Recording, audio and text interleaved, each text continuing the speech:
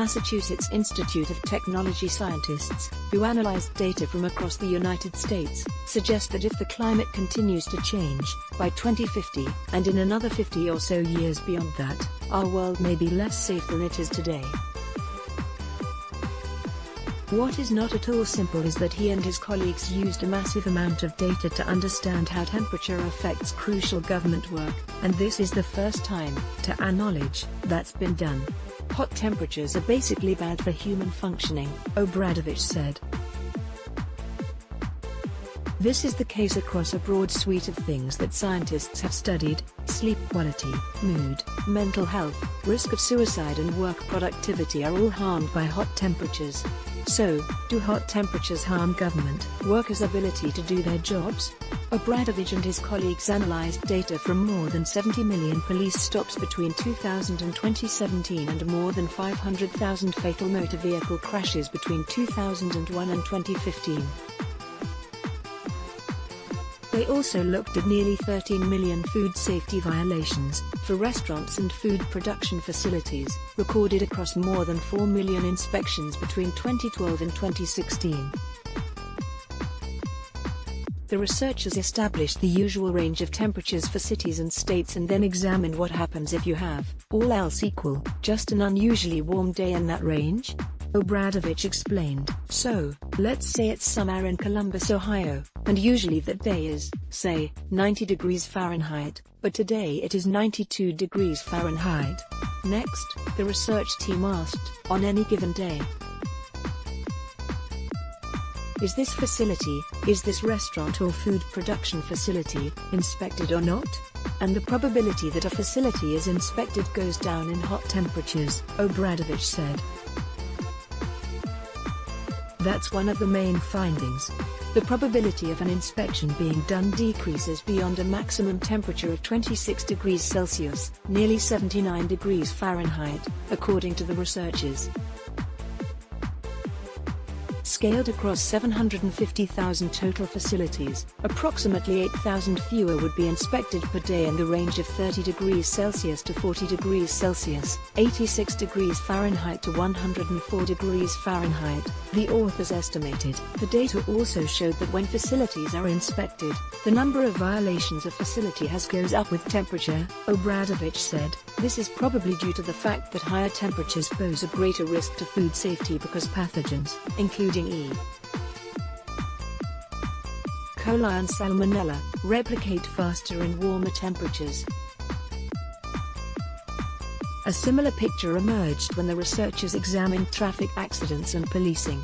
What you see is that fatal crash incidence goes up in hot temperatures, Obradovich said. Here, an average temperature range of 30 degrees Celsius to 40 degrees Celsius, or 86 degrees Fahrenheit to 104 degrees Fahrenheit, produces an amplified risk of fatal car crashes of 0.5 percentage point, the study finds. It also goes up in particularly cold temperatures, but you see a sharper increase in the hot temperature range, he said. So people are more likely to have a fatal crash in hot temperatures, but also, the probability of traffic stops, the number of traffic stops that are conducted in a county on a given day when it is hot, goes down, Obradovich said. The results show that police stops decline after a maximum temperature of 29 degrees Celsius, 84 degrees Fahrenheit. So in the range of 30 degrees Celsius to 40 degrees Celsius, 86 degrees Fahrenheit to 104 degrees Fahrenheit, police stops are reduced by about 1.5%, according to the researchers. In short, the effort made by public safety workers and government regulators declines at the time of greatest risk. Not one nor the other. Solomon Shang, an associate professor at the University of California at Berkeley's Goldman School of Public Policy, wrote in an email that the study shows the environment influences the effectiveness of political institutions, like law enforcement.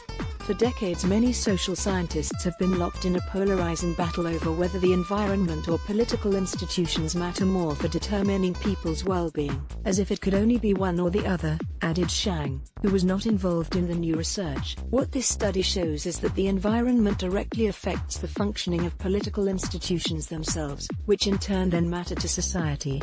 We've known for some time that individual cognition and productivity decline at high temperatures, said Shang, whose own research has demonstrated this decline. What the new study does, then, is show how much these effects matter for the enforcement of law and order, since we trust individuals with that responsibility on a daily basis, Shang said. Obradovich and his colleagues not only looked at past trends, they hypothesized future patterns based on very rough projections of temperatures over time. The places that are hotter, especially during hotter times of the year, are likely to be harmed most, Obradovich said. Meanwhile, potential fixes could be relatively simple and not all that costly. For example, police officers in increasingly warm regions of the nation might wear light-colored uniforms to deflect the heat, while food safety inspectors might limit their oversight to a smaller number of the worst-violating restaurants and productions facilities instead of a larger number of lower-risk places during high-temperature days. Ultimately, the point of the study is not to scare people but to understand exactly what the effects of extreme temperatures may be, Obradovich said, so that we can look for opportunities to potentially adapt or to fix things that might go wrong under a changing climate.